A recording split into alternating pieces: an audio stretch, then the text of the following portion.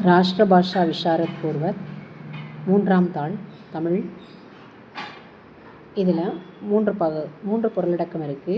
என்னென்ன அப்படின்னா, இலக்கிய கனிகள், மலர்ச்செண்டு, இடஞ்சுட்டி பொருள் விளக்கம். ஓகே, இப்போ நம்ம மலர்ச்செண்டு பற்றி பார்க்கலாம்.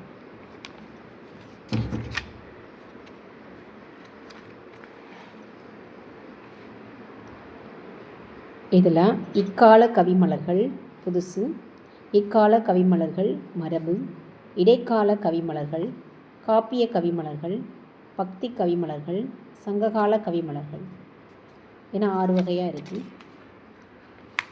இதில் இக்கால கவிமலர்கள் புதுசு: அமரவேதனை, வள்ளிக்கண்ணன். உலக நன்மைக்காக வாழ்ந்து மடிந்த உத்தமர்களின் துன்பங்களை அமரவேதனை வெளிப்படுத்துகிறது. மனிதர்கள் மறந்த மனிதத்தையும் அது வெளிப்படுத்துகிறது. இங்கு நேர்மை கொல்லப்படுகிறது. இதனை பார்த்து முன்பு சிலுவையில் அறையப்பட்டிருந்த இயேசுவின் புண்களிலிருந்து மீண்டும் இரத்தம் வடிகிறது. முன்பு குண்டடிபட்ட காந்தியின் இதயத்திலிருந்து மீண்டும் இரத்தம் கசிகிறது. உலகின் தகாத செயல்களால் தினந்தோறும் காந்தி இறந்து கொண்டிருக்கிறார்.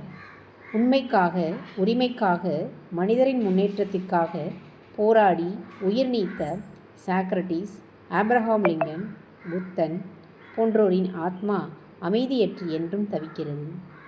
ஏனெனில் இங்கு சத்தியம் கொல்லப்படுகிறது, உரிமை பறிக்கப்படுகிறது.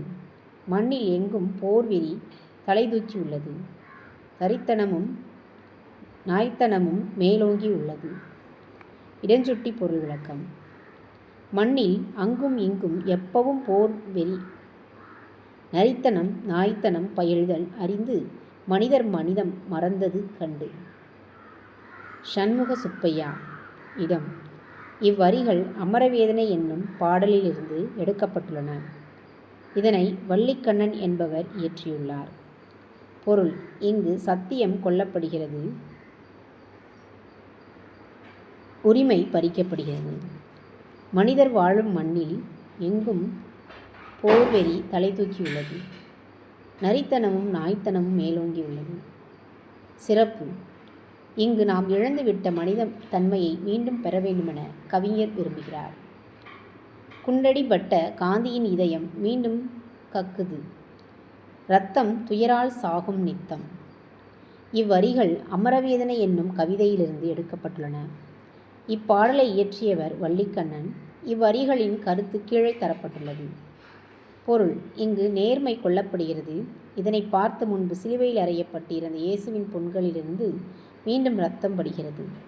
முன்பு குண்டடிபட்ட காந்தியின் இதயத்திலிருந்து மீண்டும் இரத்தம் கசிகிறது.